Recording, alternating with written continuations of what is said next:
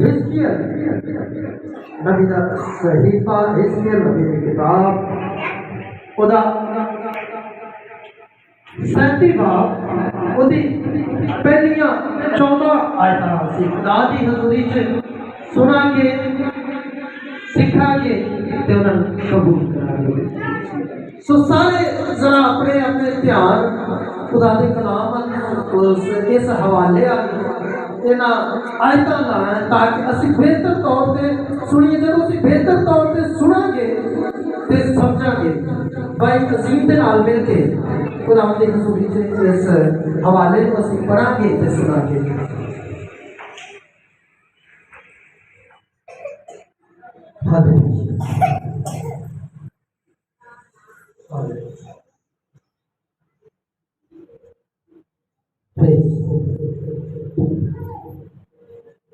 سینتیس باب صفحہ نمبر 896،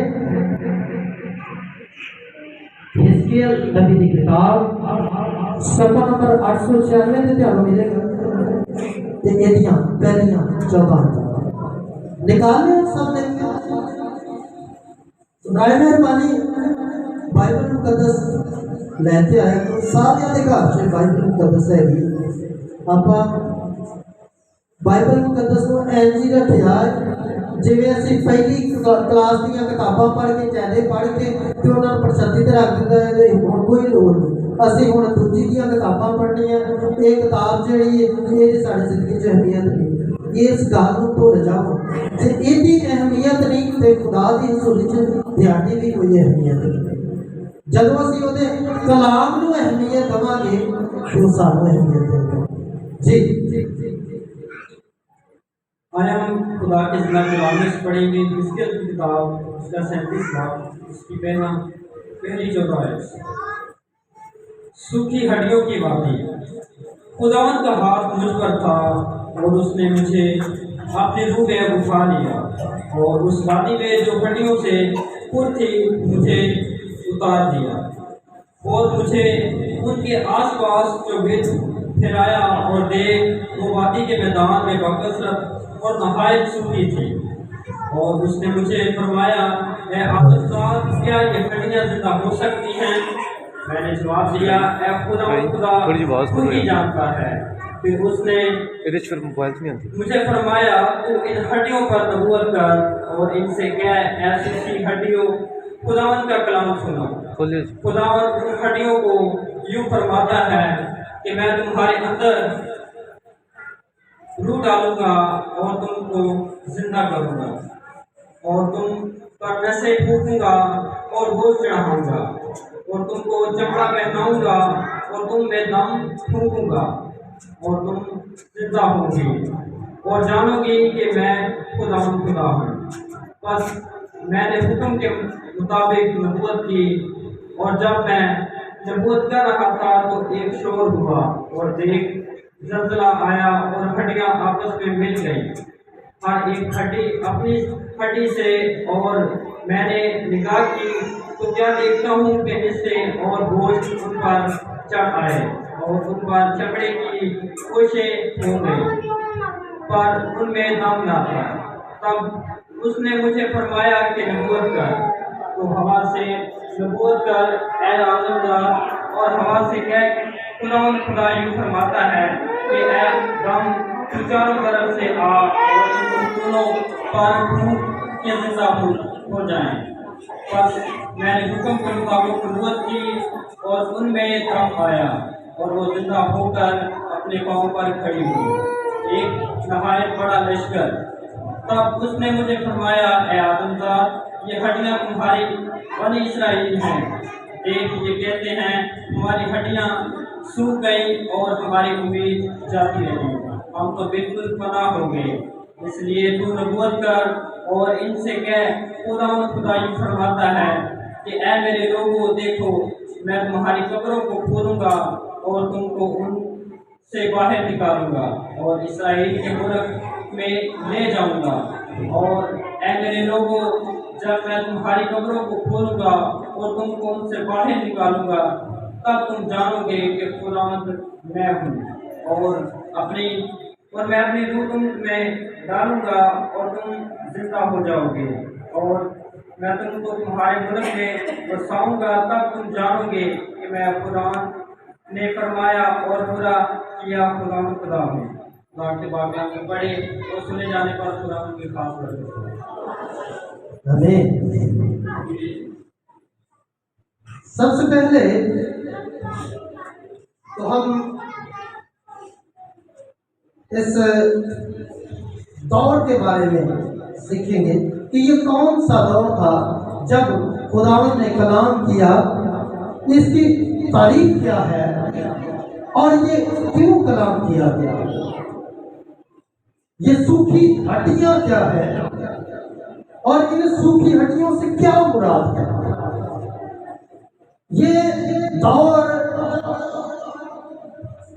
बाबलियों की असीरी का है और ये तकरीबन 605 कबल मसीह जब सदरक मिस्र और अब्दनबू को असीर करके बाबिल में ले जाया गया, ये उस वक्त का दौर है। और तकरीबन 597 कबल मसीह में जब हिजकिय्याह भी असीरी के आलम में था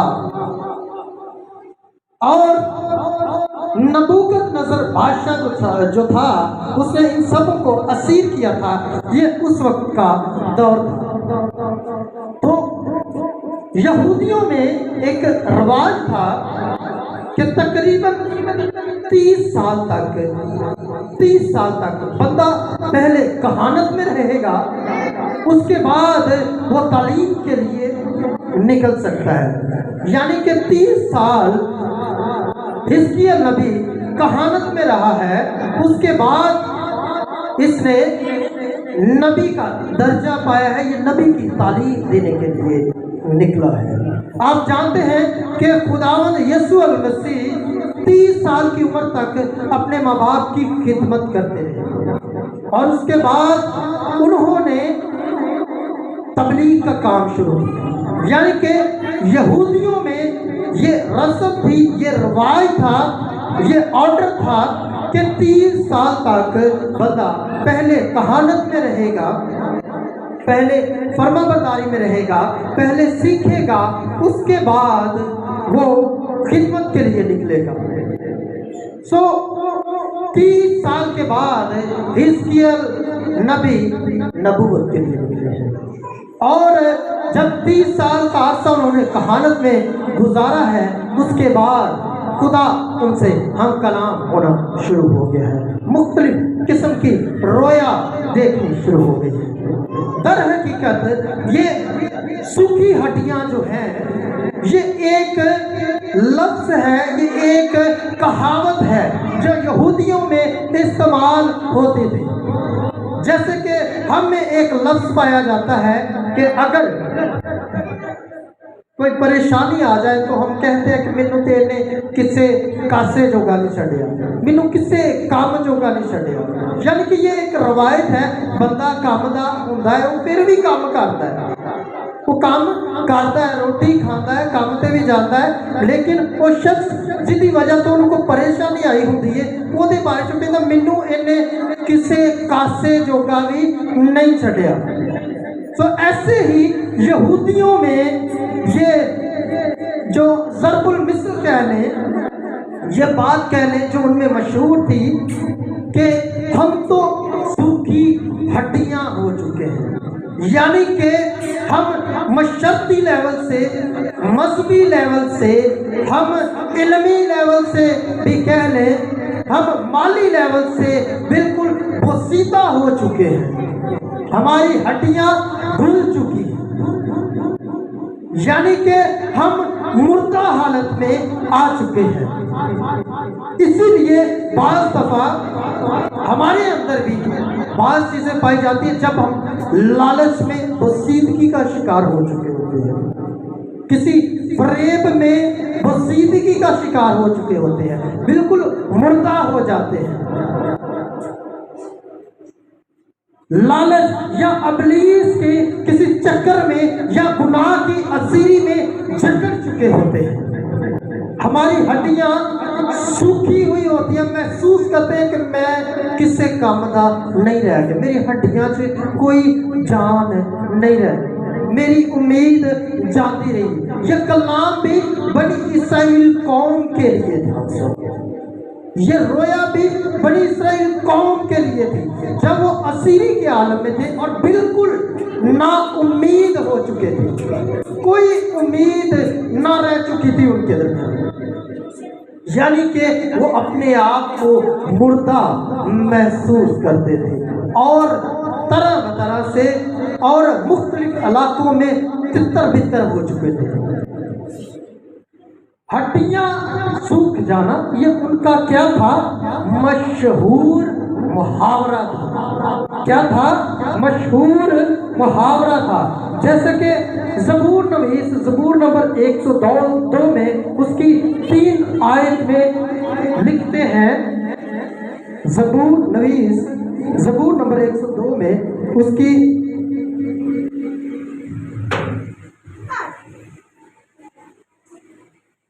3 آیت میں یوں مرقوم ہے، اور میری ہڈیاں ایندھن کی طرح جل گئی۔ زبور نویس کیا کہتا ہے؟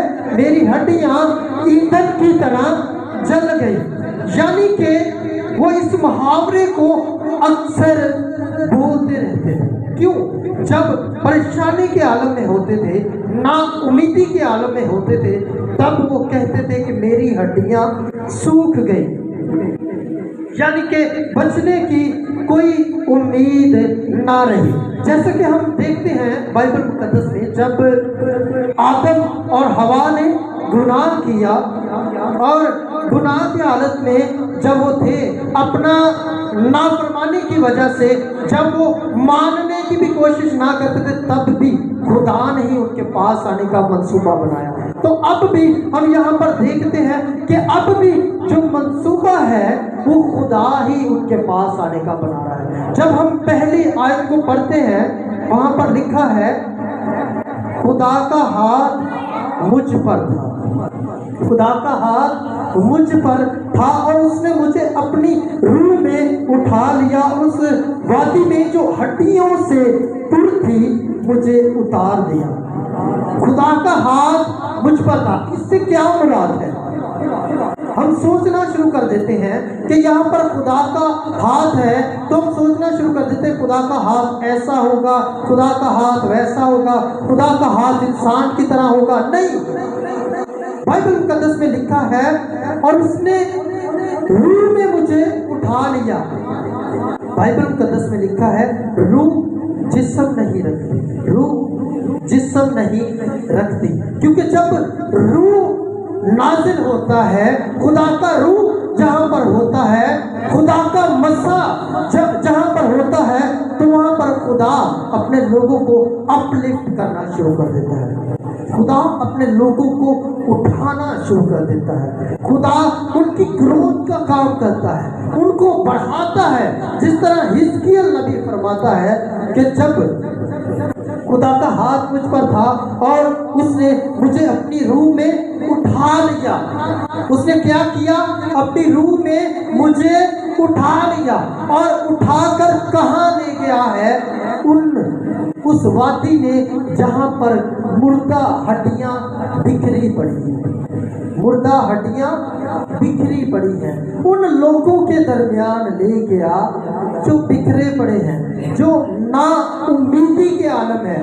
جس طرح ہم میں سے بعض لوگ نا امید ہو جاتے ہیں، پریشان ہو جاتے ہیں، ابلیس کی کسی جھگڑن میں آ کر ایسے نا امید ہو جاتے ہیں کہ اب تو میں زندہ ہونے کا ہی نہیں، اب تو میں زندہ ہوں گا ہی نہیں، میں مر چکا ہوں، اس پریشانی سے میں نکل ہی نہیں سکتا، میں ایسا ہی رہوں گا، میں بوسیدگی کی حالت میں رہوں گا۔ لیکن یہاں پر کلام ہوا ہے، بات ہوئی ہے، خدا نے اپنے بندہ سے کہا ہے اے آدم زاد کیا یہ ہڈیاں زندہ ہو سکتی ہیں؟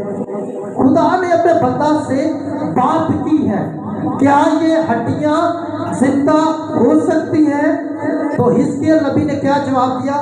اے خداوند خدا تو ہی جانتا ہے۔ پھر خدا نے اس سے کہا ان ہڈیوں پر نبوت کر، ان سے کہہ اے سوکھی ہڈیوں خداوند کا کلام سنو۔ اے سوکھی ہڈیوں کیا کرو؟ خداوند کا کلام سنو۔ آپ جانتے ہیں خداوند یسوع المسیح اپنے بشارتی دنوں میں جب بشارت کر رہے تھے تو خداوند یسوع المسیح نے تقریباً 3 مردوں کو وہاں پر جگایا، ان کو زندہ کیا، جن میں سے 2 مردوں کا نام نہیں لکھا گیا، لیکن ایک مردے کا نام بائبل مقدس میں دیا گیا۔ 2 مردے، ان میں سے ایک تو 9 شہر کی بیوہ کا، جس کو خدا یسوع المسیح نے بولا اٹھ کر آؤ، اور وہ اٹھ کر ہوا، اور دوسرا کون سا تھا جانتے ہیں؟ شاعر کی بیٹی، جس کو خدا یسوع المسیح نے فرمایا اے تبیتا، جس کو تبیتا کہہ کر بلایا، وہ اٹھ کھڑی ہوئی۔ ان دونوں مردوں کو خداوند یسوع المسیح نے پاس جا کر جگایا، لیکن ایک مردہ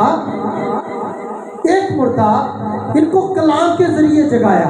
اور ہم دیکھتے ہیں یوحنا کی انجیل میں اس کے پہلے باب میں وہاں پر لکھا ہے ابتدا میں کلام تھا، کلام خدا کے ساتھ تھا، وہی کلام خدا تھا، اور کلام کیا ہوا؟ مجسم ہوا۔ کلام کیا ہوا؟ مجسم ہوا، اور اسی کلام کا یہاں پر ذکر ہے۔ خداوند نے سے کہا تو نبوت کر، اور ان ہڈیوں سے خداوند کا کلام کہنے کو کہہ، ان کو کہہ اے سوکھی ہڈیوں خداوند کا کلام سنو۔ وہ جو مردہ جو 4 دن کا تھا، لازر جو کہ قبر میں تھا، اس کو خداوند نے اس کا نام لے کر کیوں پکارا؟ یہاں پر خداوند نے کیوں کہا ہے کہ سوکھی ہڈیوں سے کہہ خداوند کا کلام سنو؟ اس ایک شخص کو خداوند یسوع المسیح نے آواز کیوں دی؟ اس کا نام لے کر آواز کیوں دی؟ کیونکہ خدا نے سب چیزوں سے زیادہ فوقیت، سب چیزوں سے زیادہ اولیت اپنے کلام کو دی۔ خداوند یسوع المسیح نے لازر کو آواز دی اے لازر باہر نکل آ، تو لازر کفن سمیت باہر نکلا۔ کیوں خداوند یسوع المسیح نے لازر کو نام لے کر بلایا؟ کیونکہ وہاں پر بہت سارے مردے دفن تھے۔ اگر خداوند یسوع المسیح کہتے کہ اے سوکھی ہڈیوں، اے قبروں اپنے مردے دے دو، تو وہاں پر سب مردے زندہ ہو جاتے۔ سو خداوند یسوع المسیح نے اس لیے لازر کو نام لے کر بلایا کہ اے لازر قبر سے باہر نکلیا۔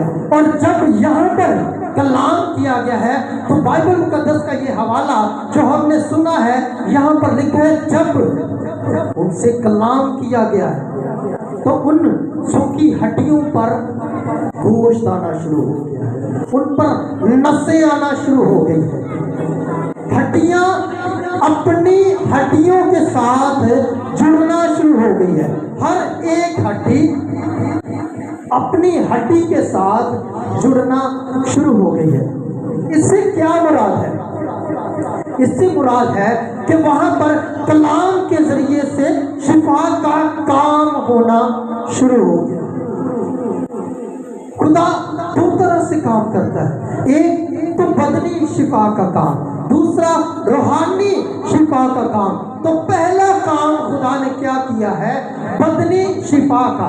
جب وہاں پر کلام کیا گیا ہے تو ہڈیاں اپنی ہڈیوں سے جڑنا شروع ہو گئی، اور جب ہڈیاں اپنی ہڈیوں سے جڑی ہیں تو ان کے اوپر گوشت آنا شروع ہو گیا ہے، نسیں آنا شروع ہو گئی ہیں، لیکن ابھی ان میں روح نہیں پھونکا گیا، ابھی وہ زندگی جان نہیں ہوئی، کیونکہ ابھی جو ان پر کام ہوا ہے وہ بدنی شفا کا کام ہوا ہے۔ کس چیز کا کام ہوا ہے؟ بدنی شفا کا کام ہوا ہے۔ تب अब उसने फरमाया कि नबूवत कर, तो हवा से नबूवत कर कि ए आदम ज़ात, और हवा से कह खुदावंद खुदा यूं फरमाता है कि ए दम तू चारों तरफ से आ और इन मकतूलों पर फूंक के जिंदा हो जाए। रूहानी शिफा का काम बाद में किया गया है, पहले उन सूखी हड्डियों पर कलाम किया गया है, तो सूखी हड्डियां जुड़ गई हैं, और जब दम को फूंका गया है तो वो जीती जान हो गई है और एक बड़ा लश्कर बनती है। हमारी जिंदगी में जो सूखी हड्डियां हैं, हमारी जिंदगियों में जो बदनी काम होते हैं, क्या हमने भी कभी रूहानी खुराक को मांगा?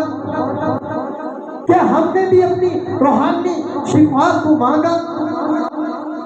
जो आज हमारी हालत है, सेम वही हालत उस वक्त बनी इसराइल कौम की थी, जब खुदा ने रोया में, ख्वाब में अपने बंदे हिजकिय्याह से कलाम किया। वो भी तितर बितर हो चुके थे, ना उम्मीद हो चुके थे, परेशानी के आलम में थे, नजर आ रहा था कि अब कुछ नहीं हो सकता। तो उस वक्त भी खुदावंद ने ही ये काम किया कि उनके पास आए, खुदावंद ने ही पहल की कि उनके दरमियान आकर अजीब काम करेंगे। आज भी खुदा ही हमारी जिंदगी में आने की पहल करता है।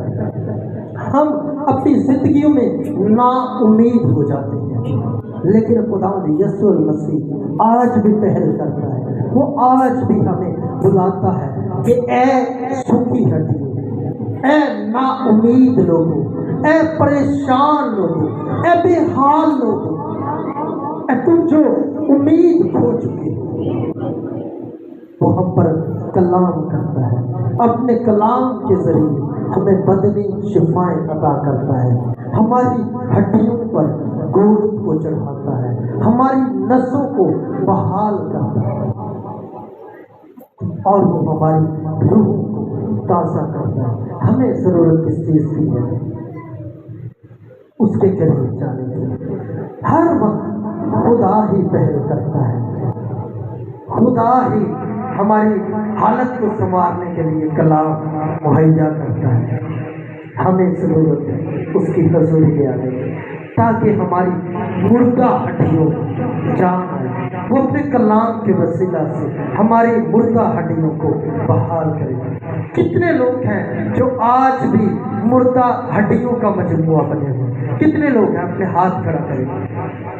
और कितने लोग हैं जो आज खुदावंद के कलाम के वसीला से इन बोसीदा हड्डियों में जान को महसूस करते हैं? अपने हाथों को खड़ा करें।